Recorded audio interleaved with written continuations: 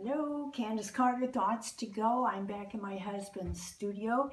You're not seeing me. I don't think you always have to see me.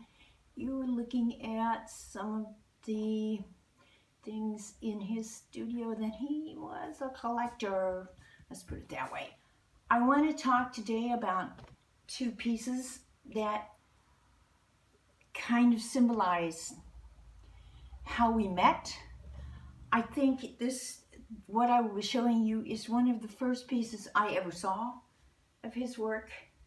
If I'm talking to you directly, Tudelo, I would say, hey, remember when I ran into you in the artist union and you were printing this etching, and I was just so gaga. And later I found, let's say much later, actually after you died, I found the original sketch. Now, you were always someone who could very easily make fast sketches, and at the same time you could be very exact about your work. And this was always amazing to me. I mean, I fell in love with this piece, I think maybe before I fell in love with you. Now, this is a piece from 1979, so it was just when I came to college school. And you made a sketch ahead of time. I want to show the sketch first, so I have to pick up my camera and move to another place. I have the sketch right here, so let me show everybody the original drawing. Let's see how far I have to get up here to show it. Now I'm going to move in a bit. What this is just a building and some trees. Now, doesn't sound like that's that big a deal. However, it's Tudelo, you were always able to create an atmosphere. Now, this is the drawing, and the crazy thing about this drawing, I found it after you died in the drawer, and I couldn't figure out how you did it. I mean, I'm used to figuring out, I know pretty much how you printed, how you work, but this is amazing. For example, let's move in here a little. Now, I'm looking at the trees, and I'm going to get closer. I'm trying to figure out how you did this. Did you use a pen? It's amazing. Look at all the little lines. This, you can see, is pencil, easily identified as pencil. And I'm moving over here and over here and over here. But then you drew something in pencil, and then you drew this network, which is obviously, is it a fence? It's maybe a fence. There's another fence down here. So this is, I'm not sure what you did here. That's fun to not know. Now, let's look at the building.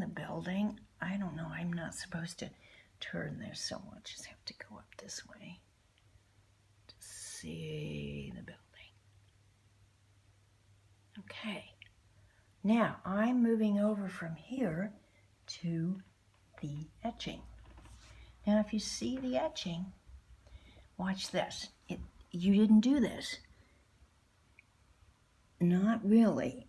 The etching, you used the fact that when you etch, it bites the plate. Now, see up here, you use many, many, many lines, and many lines crossing and crossing and crossing and crossing and crossing and crisscrossing. Now, if you look at it from far away, it turns into a whole building, but if you get close, it's nothing but many, many lines that, see the lines here? are similar to here, but here it's not etched, it's drawn, so kind of weird. So I'm going back over here to see. Now, the secret of how you manage to create atmosphere. I think one of the main things is the fact of your lights and darks and shades. So I'm getting on my toes so I can show everybody the whole thing. And I'm moving over to show them the whole thing here. Ooh, it's different and the same. So you did this perfect sketch ahead and then you moved over here and transformed it. Out of lines, you formed it into light.